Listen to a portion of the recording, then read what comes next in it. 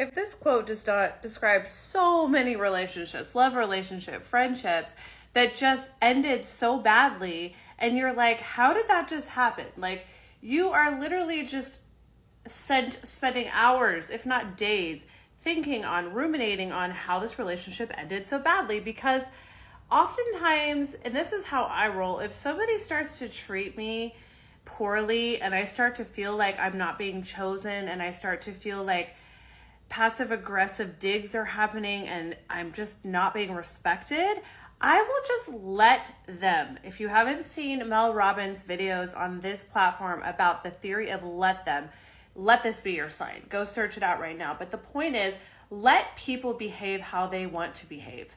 And no amount of you approaching them, calling them out, clapping back at them is going to change how they are feeling at the time and what is motivating them to treat you in the way that they're treating you.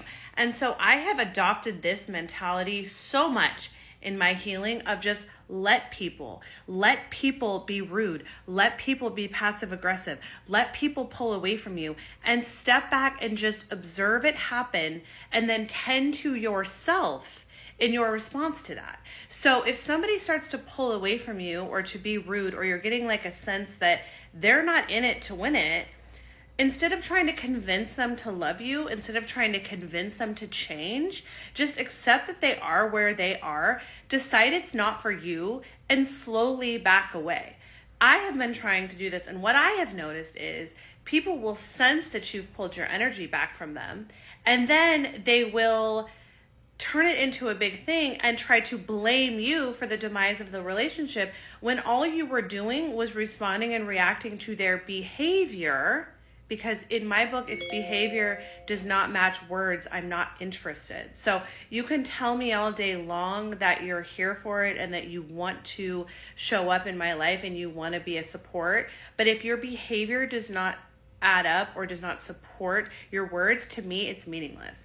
So often they don't leave you directly. They will just start to treat you like crap until you pull your energy back, and then they have a reaction and blame you. And you are left with all of this trauma dump and all of these issues that they've thrown onto you in their attempts to blame you.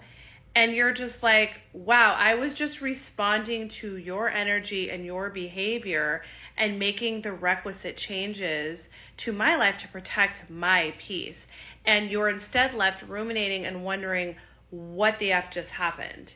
And I think in many cases we need to take stock that people's behavior speaks louder than their words.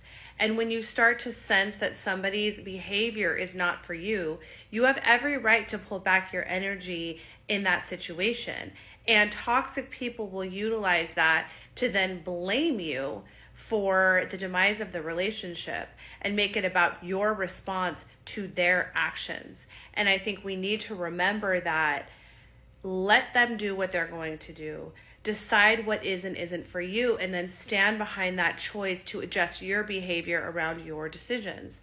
And at the end of the day, if they blame you and they try to make you feel like it's your fault, just know that that's another abuse tactic. It's another tactic of toxicity.